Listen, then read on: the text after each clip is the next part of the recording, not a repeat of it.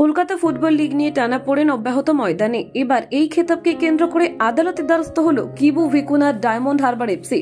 বঙ্গীয় ফুটবল ফেডারেশনের নয়া সূচি অনুযায়ী গত 13 ফেব্রুয়ারি দুপুরে কলকাতা লিগের বিজয়ী নির্ধারক ম্যাচে ইমামি ইস্ট বেঙ্গলের বিপক্ষে খেলতে নামার কথা ছিল ডায়মন্ড হারবার এফসির, কিন্তু এই ম্যাচ খেলা নিয়ে অনেক আগে থেকে দেখা গিয়েছিল ব্যাপক অনিশ্চয়তা। স্বাভাবিকভাবে এমন পরিস্থিতি কলকাতা লিগের ম্যাচে যে খেলা সম্ভব নয় সেই কথা নাকি আগে জানানো হয়েছিল ডায়মন্ড হারবারের তরফে। সেই জন্য গত বৃহস্পতিবার মাঠে আসেনি এই ফুটবল ক্লাব, যার ফলে নির্ধারিত ম্যাচের সময় থেকে প্রায় 40 মিনিট অপেক্ষা করার পর ম্যাচ পরিত্যক্ত ঘোষণা করেন কমিশনারেট।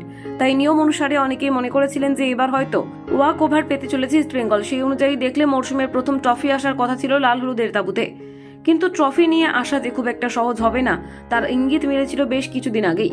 একটি জনপ্রিয় মাধ্যমের মুখোমুখি হয়ে ফেডারেশনের এমন সিদ্ধান্তকে কেন্দ্র করে আইনি পদক্ষেপ নেওয়ার কথা শোনা গিয়েছিল ডায়মন্ড হারবার কর্তৃপক্ষের তরফে। অবশেষে সেটাই হলো এবার। বুধবার বিকেলে সেই নিয়ে উঠে আসলো নয়া তথ্য। জানা গিয়েছে প্রিমিয়ার ডিভিশন লিগের চ্যাম্পিয়ন নির্ধারণ করাকে কেন্দ্র করে ইন্ডিয়ান ফুটবল ফেডারেশনের বিরুদ্ধে দক্ষিণ 24 পরগনা জেলার আদালতের দ্বারস্থ হয়েছিল নরহরি শ্রেষ্ঠাদের ফুটবল ক্লাব। সেই অনুযায়ী এখনই ইমামি ইস্ট বেঙ্গল ফুটবল ক্লাবকে কলকাতা ফুটবল লিগের বিজয়ী ঘোষণা করার স্থগিতাদেশ এসেছে আদালতের তরফে, যা নিঃসন্দেহে চমকে দিয়েছে সকলকে। যতদূর খবর, আগামী 19 মার্চ পর্যন্ত বহাল থাকবে এই নির্দেশিকা। তাহলে কি এবার মাঠে নামতে চলেছে ডায়মন্ড হারবার এফসি?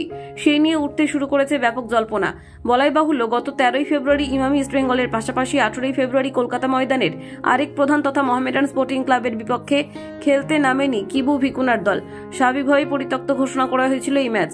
এমন পরিস্থিতিতে আদালতের নির্দেশের ওপর মাঠে নেমেই কি তবে ট্রফি জয় করতে চাইছে বাংলার এই ফুটবল ক্লাব? সেদিকেই নজর থাকবে সকলের। কলকাতা 24/7.in।